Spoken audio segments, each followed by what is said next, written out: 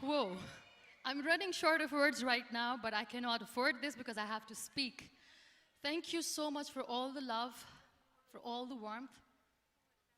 Thank you for accepting me. Thank you very much.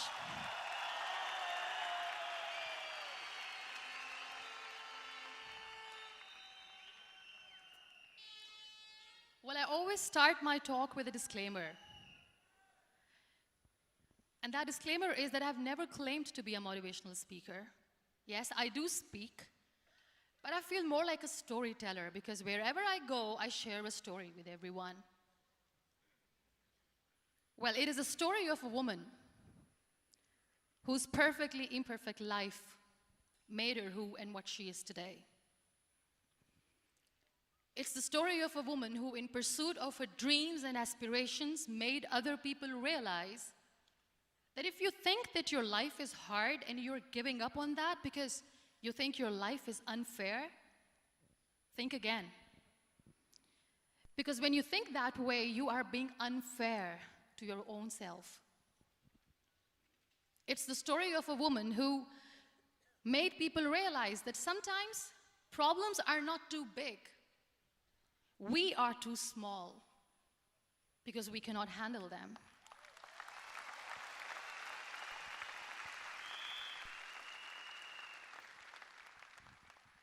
It is the story of a woman who with time realized that real happiness doesn't lie in success, money, fame.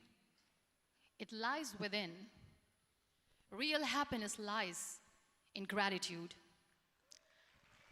So I am here, and I'm going to share the story of that woman.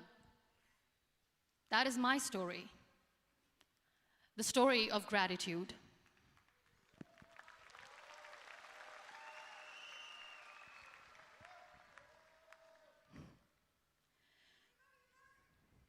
I love you too. I love you all.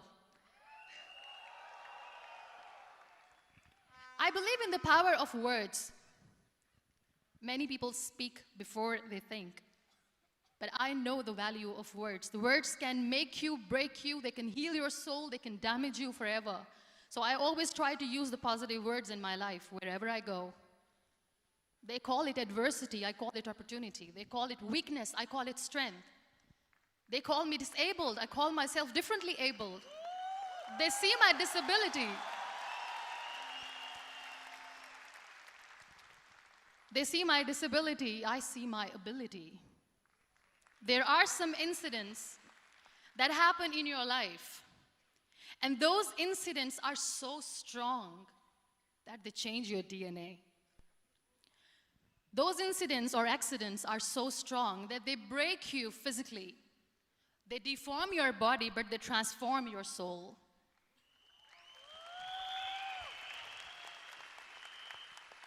Those incidents break you, deform you, but they mold you into the best version of you. And the same thing happened to me. And I'm going to share what exactly happened to me. I was 18 years old when I got married. And this thing I'm sharing for the very first time on an international level.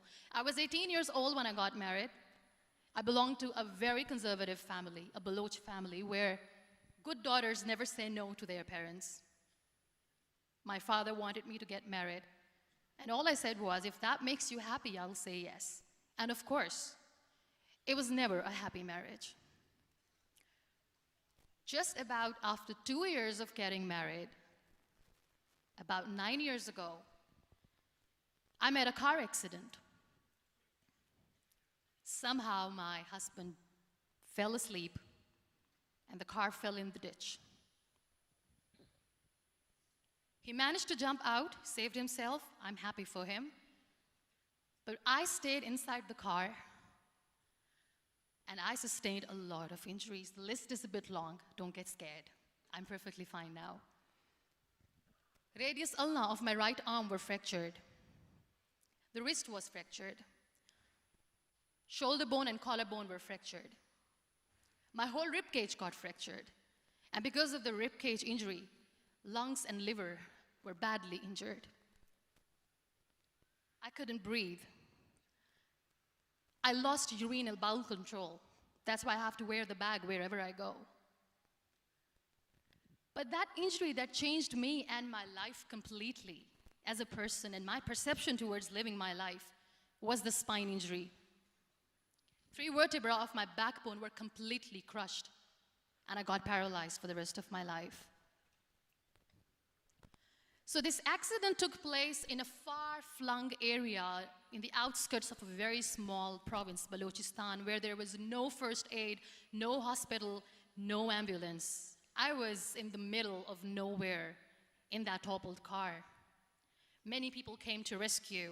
They gave me CPR. They dragged me out of the car.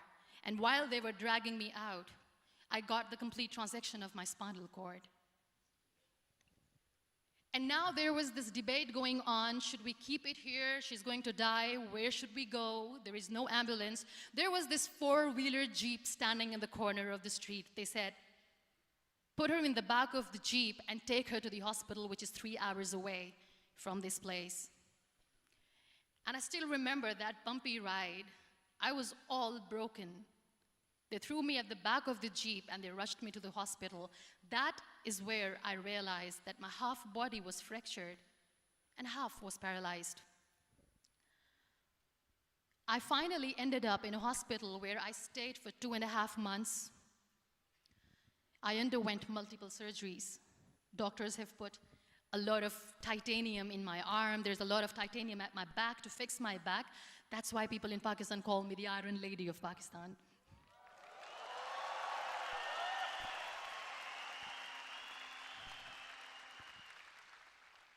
Sometimes I wonder how easy it is for me to describe all this all over again.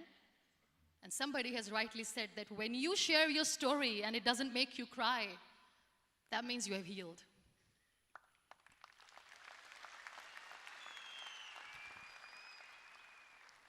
Those 2.5 months in the hospital were dreadful. I will not make up stories just to inspire you. I was at the verge of despair. One day, doctor came to me and he said, well, I heard that you wanted to be an artist, but you ended up being a housewife. I have a bad news for you. You won't be able to paint again because your wrist and your arm are so deformed, you won't be able to hold a pen again. And I stayed quiet. Next day, doctor came to me and said, your spine injury is so bad, you won't be able to walk again. I took a deep breath and I said, it's all right. The next day, doctor came to me and said, because of your spine injury and the fixation that you have in your back, you won't be able to give birth to a child again. That day, I was devastated. I still remember, I asked my mother, why me? And that is where I started to question my existence. Why am I even alive? What's the point of living? I cannot walk, I cannot paint, fine. I cannot be a mother. And we have this thing in our heads, being women, that we are incomplete without having children. I am going to be an incomplete woman for the rest of my life. What's the point? People are scared. They think I will get divorced. What is going to happen to me? Why me? Why am I alive? We all try to chase this tunnel. We all do this because we see light in the end of the tunnel, which keeps us going. My dear friends, in my situation, there was a tunnel that I had to roll on, but there was no light. And that is where I realized that the words have the power to heal the soul. My mother said to me, this too shall pass. God has a greater plan for you. I don't know what it is, but He surely has.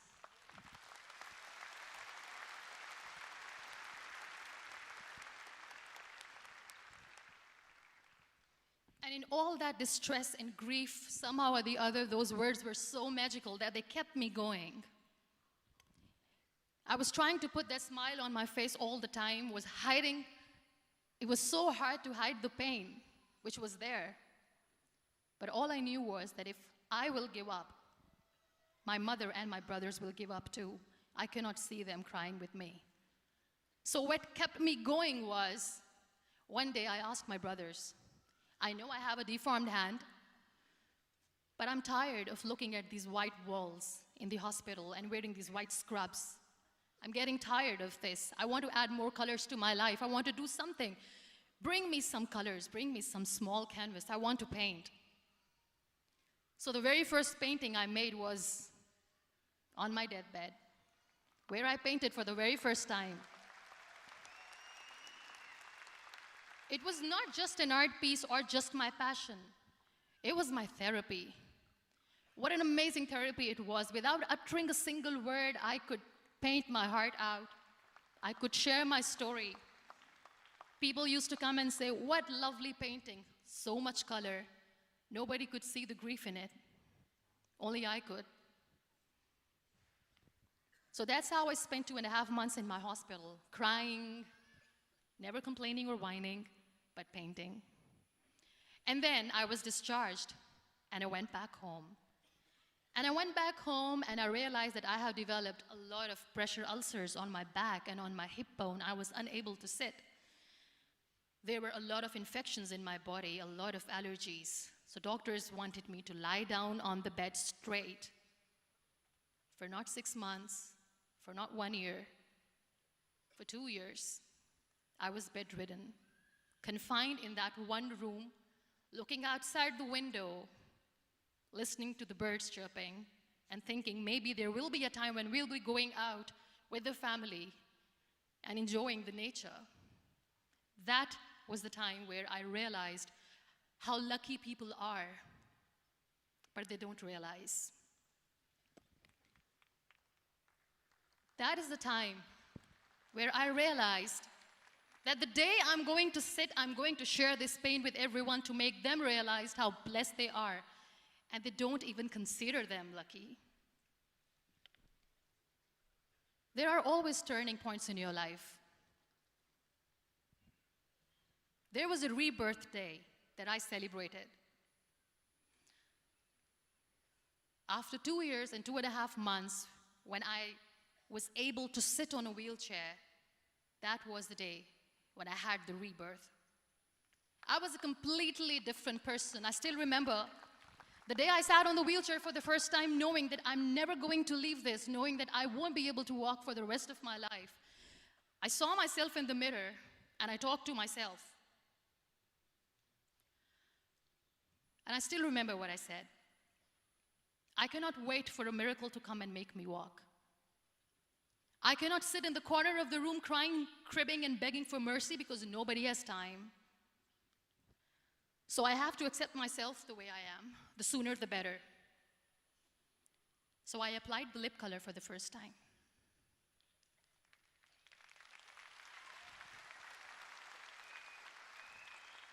And I erased it. And I cried. And I said, what am I doing? A person on a wheelchair should not do this. What will people say? Clean it up. Put it again. This time I put it for myself, because I wanted to feel perfect from within.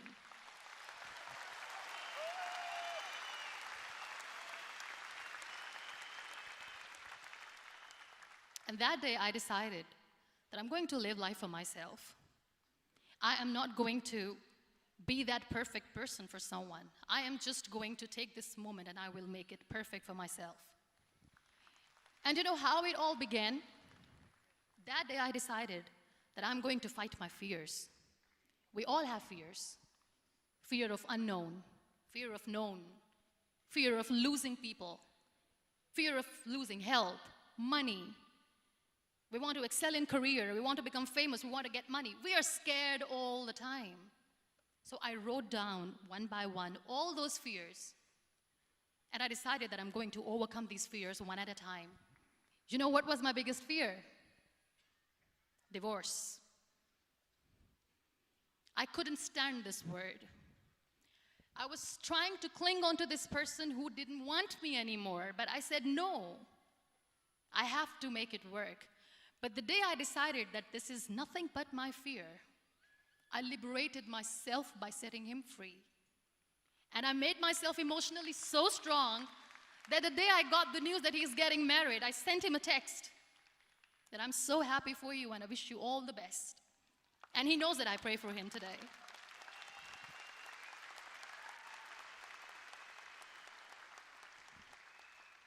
My biggest fear, number 2, was I won't be able to be a mother again.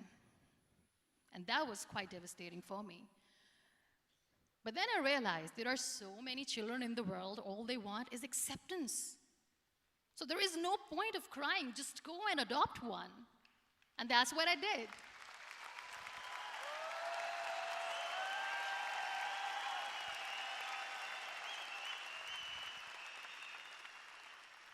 I gave my name in different organizations, different orphanages. I didn't mention that I'm on a wheelchair, dying to have a child. So I just told them that this is Muniba Mazari and she wants to adopt a boy or girl, whatsoever, but I want to adopt a kid. And I waited patiently. 2 years later, I got this call from a very small city in Pakistan. I got a call and they said, "Are you Muniba Mazari? There is a baby boy and would you like to adopt?" And when I say yes, I could literally feel the labor pain. I said, yes, yes, I am going to adopt him. I am coming to take him home.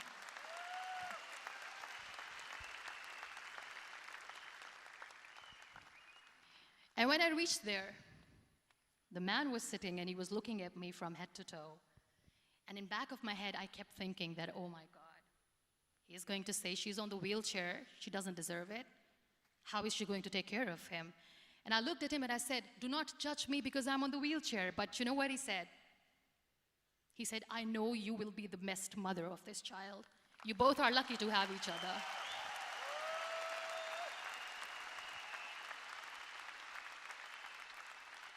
And that day, I was 2 days old, and today he's 6.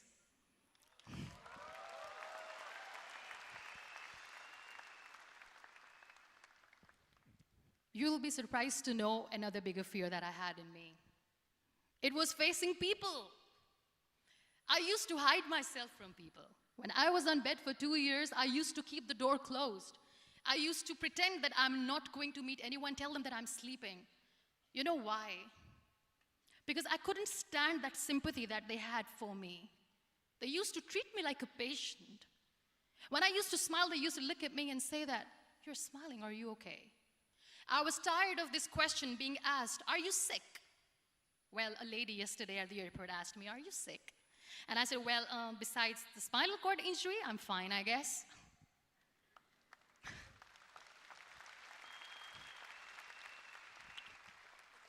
But those are really cute questions. They never used to feel cute when I was on the bed. So I used to hide myself from people, knowing that, oh my God, I'm not going to see that sympathy in their eyes. It's all right. And today I'm here speaking to all these amazing people because I have overcome the fear.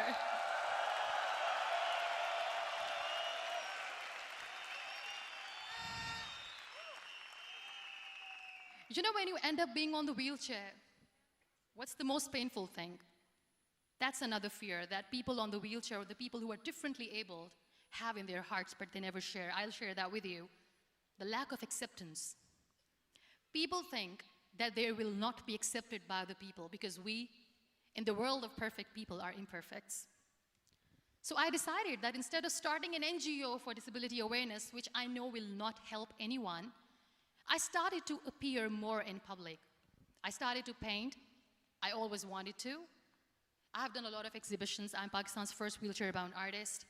I have done a lot of modeling campaigns, different campaigns for brands like Tony and Guy.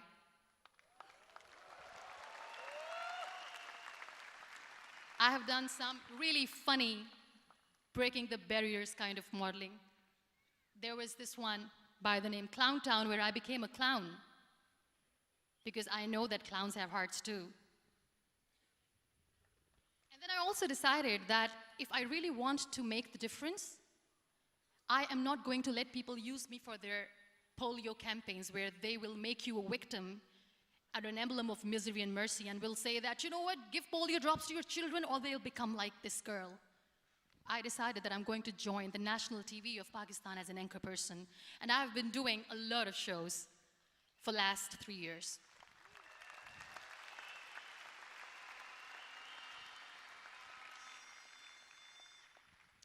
So when you accept yourself the way you are, the world recognizes you. It all starts from within. Thank you. I became the National Goodwill Ambassador for UN Women Pakistan, and now I speak for the rights of women, children. We talk about inclusion, diversity, gender equality, which is a must. I was featured in BBC 100 Women for 2015. I'm one of the Forbes 30 under 30 for 2016. And it all didn't happen alone. You all are thriving in your careers. You have bigger dreams and aspirations in life. Always remember one thing. On the road to success, there is always we, not me. Do not think that you alone can achieve things. No. There is always another person who is standing behind you, maybe not coming on the forefront, but behind you, praying for you and supporting you. Never lose that person. Never.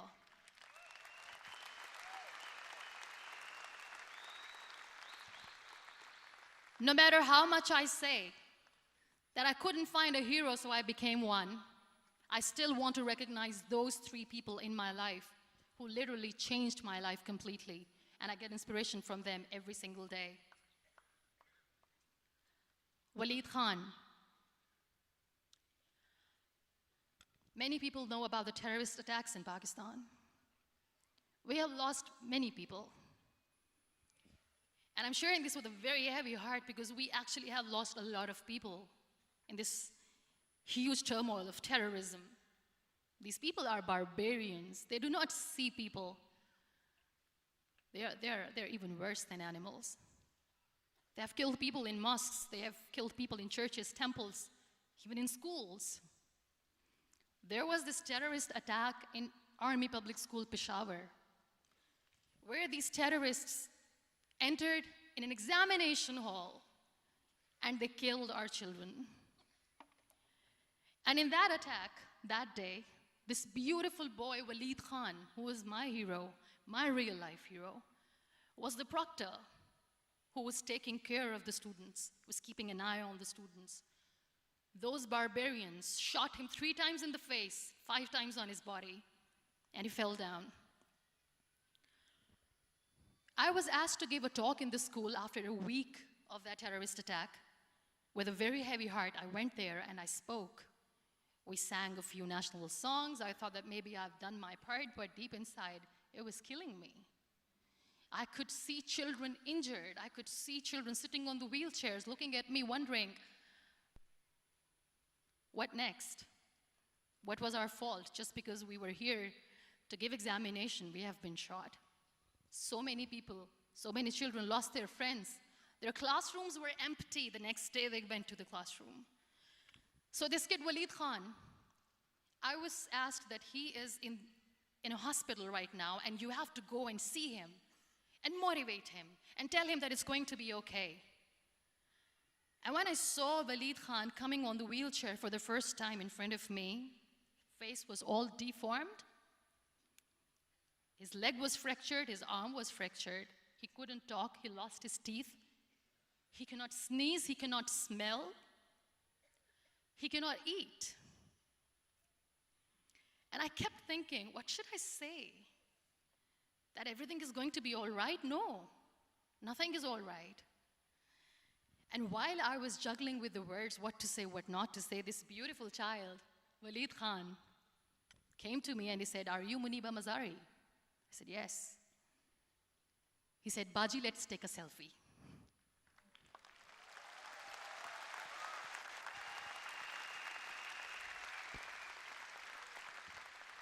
And with that beautiful, toothless smile of Waleed Khan, we took that beautiful selfie that I still have with me.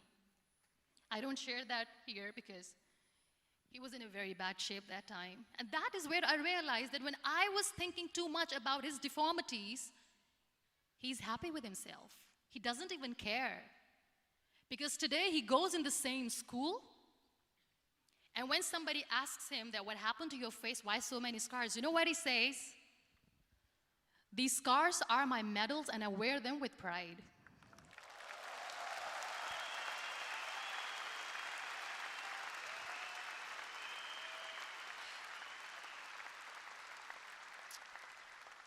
And how beautifully he says the terrorists wanted me not to study. I am going to study. I will become a doctor one day. And this is my way of taking revenge from those terrorists. Another real-life hero, of course, my son. His name is Nile, N-I-L-E, River Nile. I learned so much from this kid. The first and foremost thing is patience. How to be patient when you know that your mother cannot walk, when you know that your mother is different from the other women, when you know that your mother cannot go out and play with you, how to stay calm. He loves football. And when we got the very first football, he was 4 years old. He was super excited. I still remember he came in the room and he said, "Mom, let's play football." And he kept the ball in my feet. And he said, "Let's kick it." And that day I felt disabled. I said, "I cannot kick the ball." And I was down with the same face. He looked at me and he said, "Well, that's all right. Your legs are not working, but your hands do. Let's play catch the ball."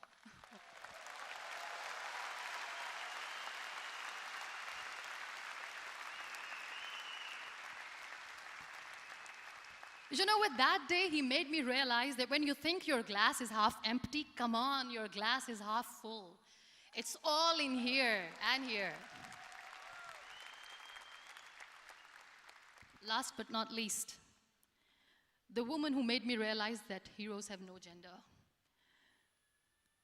The woman who believed in me even when I was completely at the verge of despair, where everybody left, she was there. And every time I looked at her, without saying anything, she used to look at me and said, "This too shall pass. God has a bigger plan. And one day you will say that, 'Oh my God, that is why God has chosen me.'" She never cried in front of me. She has always said that there will be haters, there will be naysayers, there will be disbelievers, and then there will be you proving them wrong. My mother.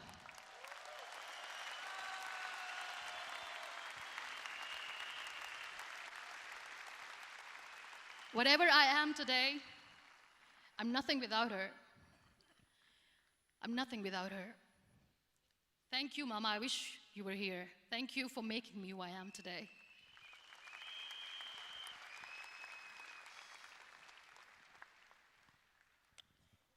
You know what? We human beings have a problem. Out of many problems, there is one more, and this is self-created one. We always expect ease from life.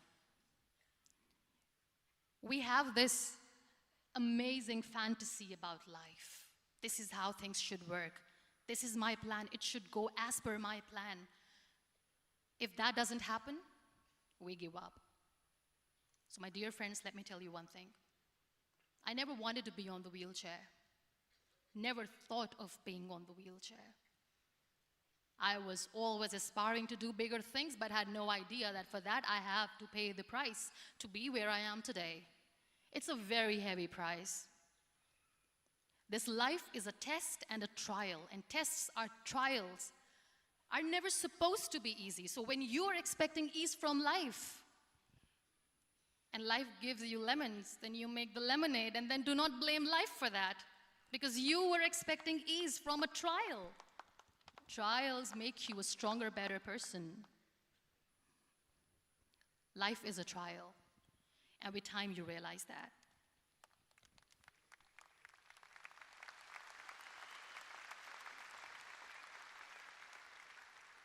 It is okay to be scared. It is okay to cry. Everything is okay, but giving up should not be an option. They always say that failure is not an option. Failure should be an option, because when you fail, you get up, and then you fail, and then you get up, and that keeps you going. That's how humans are strong.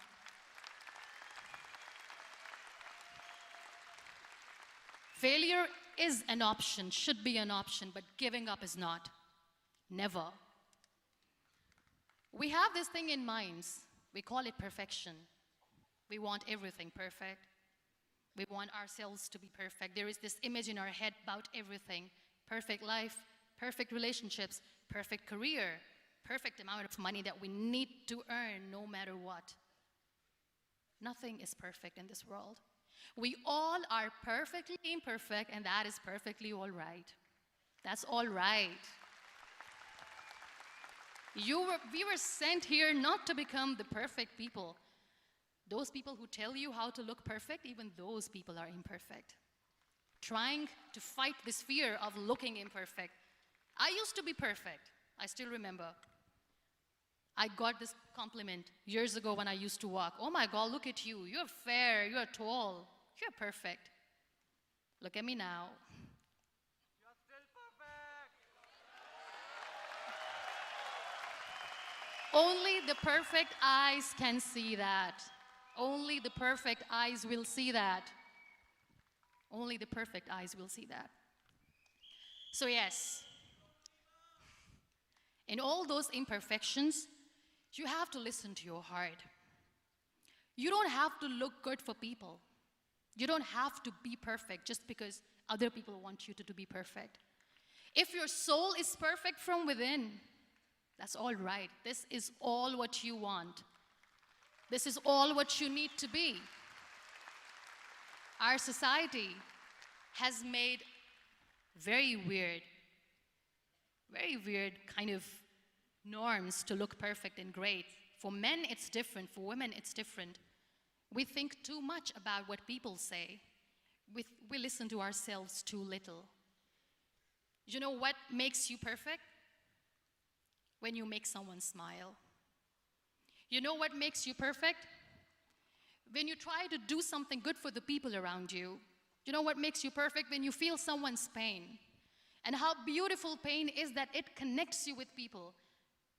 No other medium can connect you with others but pain. That's why I always say that I'm in pain, and that's a blessing in disguise for me. Today, just because I'm in pain and I'm on the wheelchair, I work for children.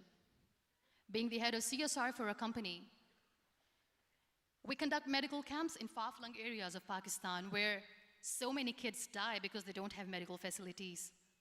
And I personally believe just because they cannot afford to live doesn't mean we'll let them die. So we give them money, we give them medical treatment, we try to heal their wounds, physical and emotional. And I also work for the beautiful people, we call them third gender, the transgender community of Pakistan. You know what connects me with them? All my imperfections. When I go and I hug them, they never judge me. And this very good friend of mine, her name is Bijli. Bijli means electricity. She calls herself electricity. And I said, are you electricity? She says, no, I'm lightning. I'm as strong as lightning.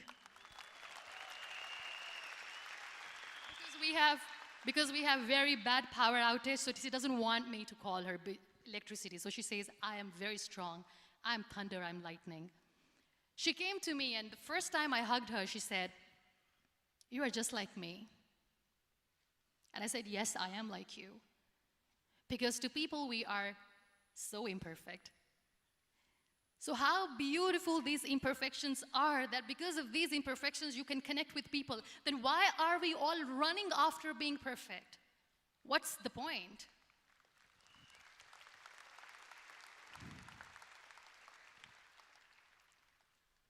Every time I go in public, I always smile. It's always a big toothy smile on my face, and people ask me, don't you get tired of smiling all the time? What's the secret? I always say one thing, that I have stopped worrying about the things that I have lost, the people that I have lost. Things and people who were meant to be with me are with me. And sometimes, somebody's absence makes you a better person. Cherish their absence. It's always a blessing in disguise. I always say that people are so lucky they don't even realize. You must be thinking, okay, you're lucky in what sense? Well, the breath that you just took was a blessing. Embrace it.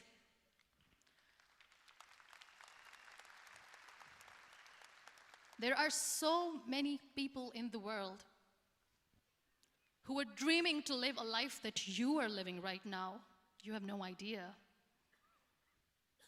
Embrace each and every breath that you are taking. Celebrate your life. Live it. Don't die before your death. We all die.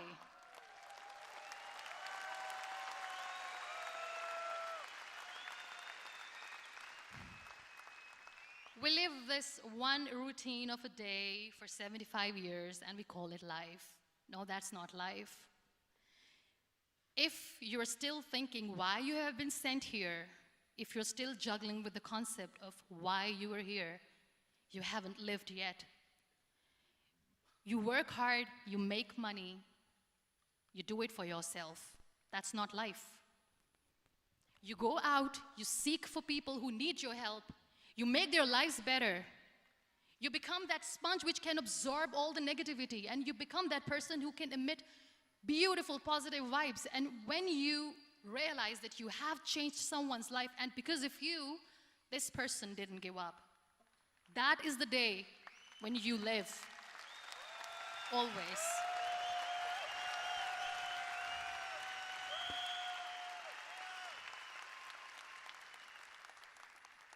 We were talking about gratitude, why I smile all the time. I cry all night when nobody sees me, because I'm a human and I have to keep the balance. And I smile all day because I know that if I will smile, I can make people smile. That keeps me going.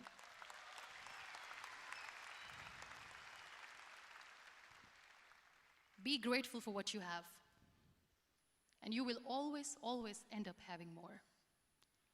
But if you'll cry and if you'll crib for the little things that you don't have or the things that you have lost, you will never ever have enough.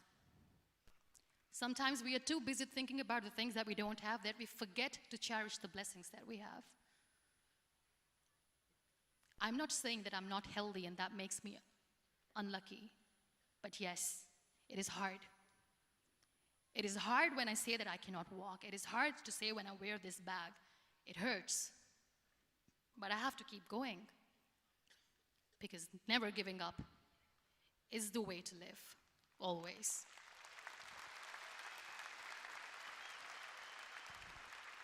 So I'll end my talk on a very short note. Live your life fully. Accept yourself the way you are. Be kind to yourself. Be kind to yourself. I'll repeat, be kind to yourself, and only then you can be kind to others. Love yourself and spread that love. Life will be hard. There will be turmoils. There will be trials, but that will only make you stronger. Never give up.